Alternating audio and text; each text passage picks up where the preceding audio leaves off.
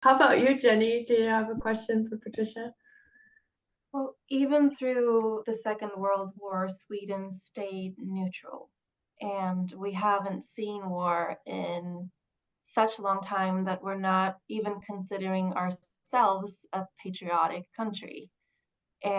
So these conversations on real battle is just rooting me in reality. And I appreciate it because we actually joined NATO today. Oh, Absolutely. today. This That's very day, amazing. it became a Wow. reality. Wow. So it is a turbulent time, but it's also a time rooting us in just the facts Yeah. of the state of our country and the world. And it's just very inspiring, Patricia, to meet you and hear your stories. And we are a very equal country, so to speak. Boys and girls all are called in to practice at the age of 18. Oh, yeah. So yeah, so I have two girls of my own, and I know that they will go through these experiences, and I'm here for them, and I'm learning from you. So thank you. Did you get trained?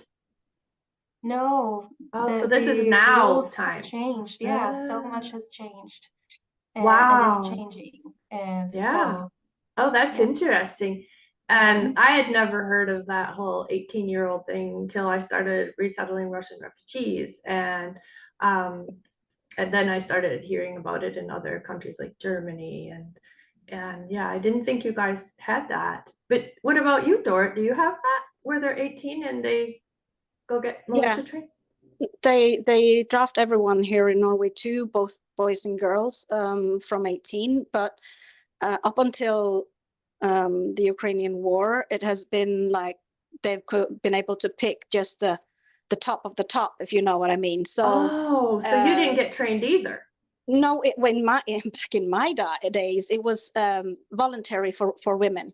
So all the boys Oh, got drafted, women. but we could, like, I want to go, and I Oh, could okay. So your just enroll husband got myself. trained and your Yeah, son got trained, yeah. but your daughters haven't and you No, haven't. Ah, no. that's interesting too. And I know in So Jenny's country, they have been very gracious about taking in, and Norway too, refugees.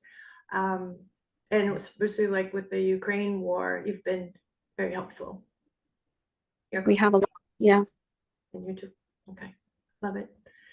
Yeah, Sweden has always, most of our rules were based on the Geneva Convention, and whenever we talk about being in a neutral spot, it was always Sweden.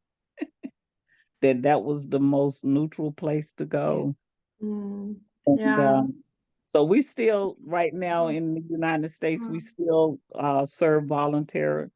The women do. Mhm. The guys still have to sign up, when they are 18. They do for selective service. But I think there are some rules where um I think they might be trying to open that to women now.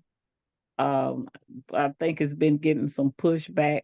But I mean, and the first time I really experienced that was when I was in Germany. That's when I saw that the men and women, where the women could go if they wanted to, but that saw something was mandatory, that they actually had to do at least 2 years or something.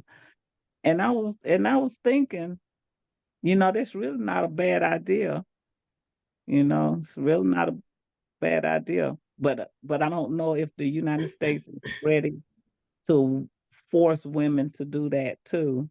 Mm, I don't think that they're ready to do that, but I don't know now. There's so much going on. Uh, right. the world is changing a lot. A lot. Yeah, absolutely. And when I was traveling in Switzerland, that was a big eye opener, awakening for me that everyone is militia trained and they all have guns at home. And it was like, do I feel safe or not safe right about now? It was also the country that burned almost all their women for being witches. But you way know back. what really got me was um when I took my first overseas assignment to Germany to Kaiserslautern, and everybody flew into Frankfurt, and they had just had the bombing there, and then I was like, oh wow, being in um uh um an airport with armed guards, and you couldn't Oh, better yeah. not get caught dozing off or anything, because the polar's eye was like right there, guns drawn, wake up, and whose bag is this? And then when I would come home on leave, and this was in the 80s, I was like, oh wow, we're just an open place, you could bring your bags in and just leave them right there, and you didn't have to worry about thinking that somebody had a bomb or anything in it. Yeah.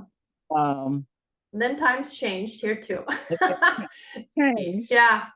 And And and when I heard everybody complaining, because we used to hear people complain and talk, why we got to do this stuff, and why are they doing all this checking, and you know um, this TSA going through everything and blah blah blah. They was doing all this complaining, and I just left from Europe, and I was used to it, yeah. and it was like, if something happens, I see how this happens. So I wasn't. It did not hurt me when when it was my turn to do it here. Yeah. Yeah, for sure. I get Because that. Yeah. I've already experienced that before, and Yeah. what are we waiting on? Yeah, you had the kind of a flip to it. I remember being in Germany. My mom took me on a European tour, and landing in Germany was the first stop, and all the Uzis and like all the whatever they call them, but like major weapons, and all the soldiers, and they're very flat faced, and look them in the eye, and you're not gonna get a smile back, and it was really unsettling. And the first time that I really felt the difference between being an American and then literally being in a foreign country. And then on that tour, uh, the bus went through Switzerland, and we heard the history there, and it's just like, wow, it's lots of wake up calls when you travel.